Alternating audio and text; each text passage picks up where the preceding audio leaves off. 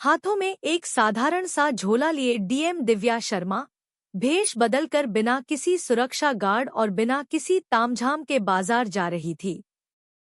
वह खुद अपनी आंखों से देखना चाहती थी कि सिस्टम आम लोगों के साथ कैसा व्यवहार करता है। घूमते घूमते उनकी नज़र एक पानी पूरी के ठेले पर पड़ी। ठेले पर गोपाल नाम का एक अधेड़ उम्र का व्यक्ति तेजी से पानी पूरी भरकर ग्राहकों को दे रहा था।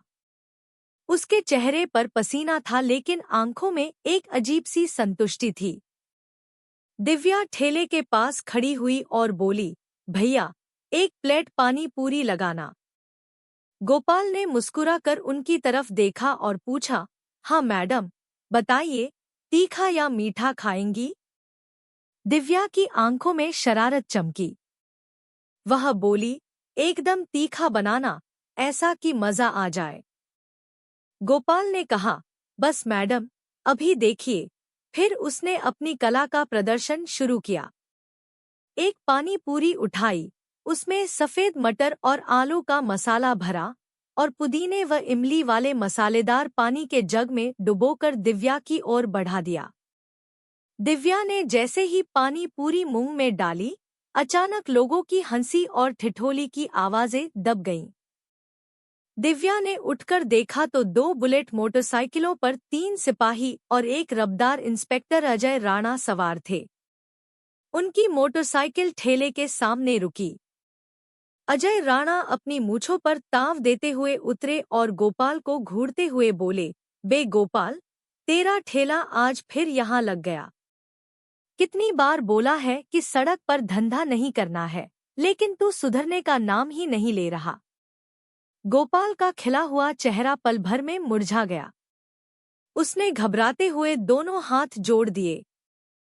साहब, गरीब आदमी हूँ, बच्चों को पालना है, थोड़ा साइड में ही लगाया है, किसी को तकलीफ नहीं हो रही। इंस्पेक्टर अजय राणा जोर से हंसे। तू हमें सिखाएगा कि तकलीफ हो रही है या नहीं? और इस हफ्ते का हिस्सा कहाँ है? लगता है धंधा अच्छा चल रहा है तभी दिमाग खराब हो गया है। गोपाल ने फड़फड़ाते हुए कहा, नहीं साहब, ऐसी बात नहीं है। अभी बोहनी भी ठीक से नहीं हुई है, शाम तक जो भी बनेगा मैं थाने में पहुंचा दूंगा। अजय राणा की आंखें लाल हो गईं। शाम तक हमें बेवकूफ समझा है क्या? इंतजार कराएगा? गोपाल डरते हुए बोला, नहीं साहब, मेरा वह मतलब नहीं था। लेकिन तभी सिपाही करण ने आगे बढ़कर ठेले पर रखे पानी के जग को सड़क पर फेंक दिया।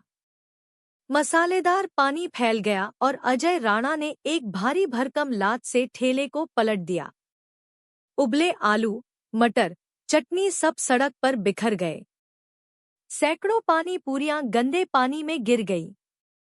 गोपाल जमीन पर बैठकर अपनी मेहनत को देख रहा था और उसकी आंखों से आंसू बह रहे थे।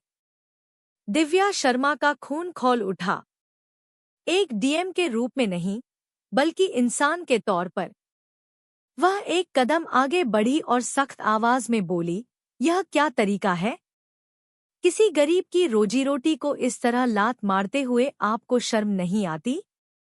अजय राणा ने घूरते हुए हंसते कहा, ओहो, तो देखो जरा, आज समाज सेवा करने कौन आया है। मैडम, तुम कौन हो? अपनी जगह जाओ, अपना काम करो। दिव्या ने गहरी सांस ली और कहा, मैं कोई भी हूँ, लेकिन मैं इस देश की नागरिक हूँ। मुझे बताइए, किस कानून ने आपको यह हक दिया कि आप किसी की मेहनत बर्बाद करें? यह गरीबों पर जुल्म नहीं तो और क्या है? जुल्म और कानून जैसे शब्द सुनते ही अजय राणा का पारा चढ़ गया। उसने बिना चेतावनी के दिव्या के गाल पर जोरदार थप्पड़ मारा।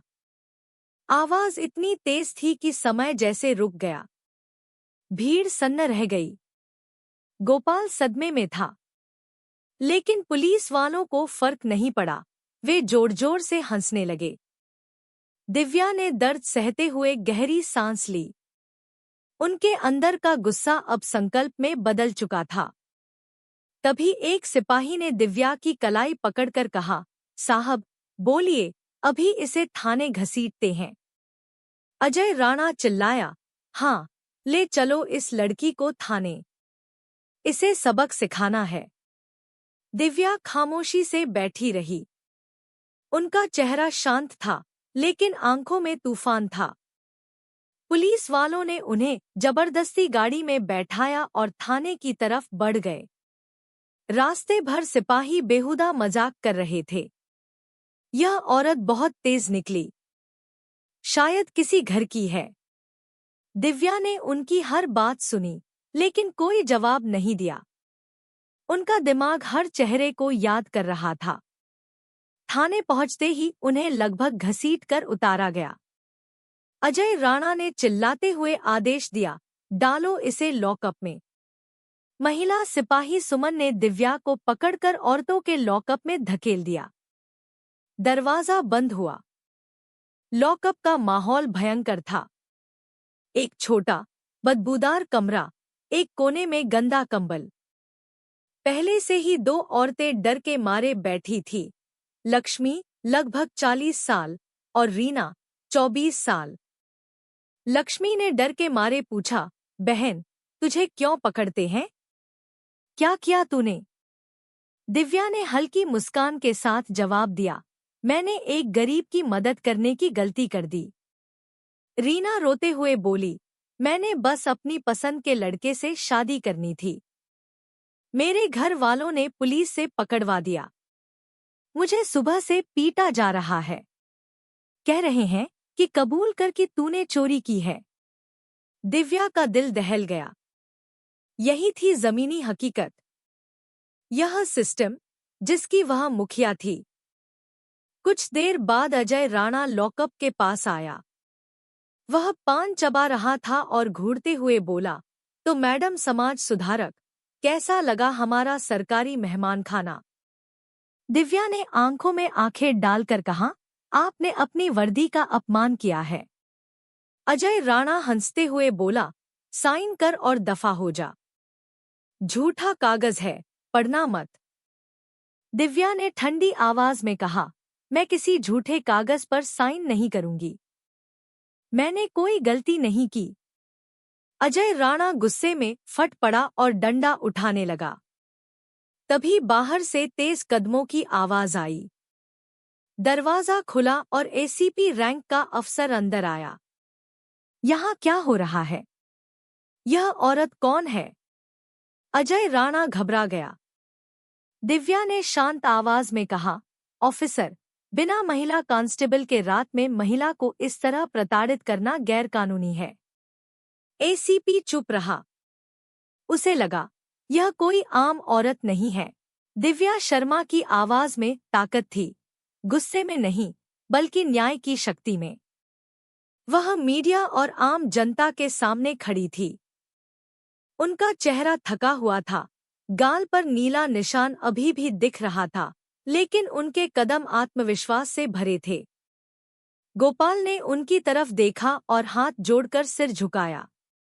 भाई, आपका ठेला लौटेगा, पूरा सम्मान मिलेगा। अब से कोई आपसे हफ्ता नहीं मांगेगा। मैं यह वादा करती हूँ, दिव्या ने कहा। गोपाल की आंखों में खुशी और राहत का मिश्रित भाव था। थाने के अंदर इंस्पेक्टर अजय राणा और उसके साथियों की हालत बुरी थी। उनकी नौकरी और इज्जत दोनों खतरे में थे। कमिश्नर ने तुरंत आदेश दिए कि अजय राणा, करण और अन्य दोषी पुलिसकर्मी सस्पेंड कर दिए जाएं। उनके खिलाफ एफआईआर दर्ज की जाए। यह पहली बार था जब कोई डीएम बिना किसी डर के सिस्टम के अंदर की गंदगी को सामने ला रही थी। दिव्या ने कमिश्नर को निर्देश दिया कि लॉकअप में रहने वाली लक्ष्मी और रीना को तुरंत रिहा किया जाए। उनका केस ऑफिस में भेजा जाएगा और उनका न्याय सुनिश्चित किया जाएगा। यह सिर्फ एक लड़ाई नहीं थी, यह पूरे सिस्टम को चेताने की कोशिश थी। मीडिया ने घटना को लाइव कवरेज दिया। मीरा का कैमरा हर पल रिकॉर्ड कर रहा था।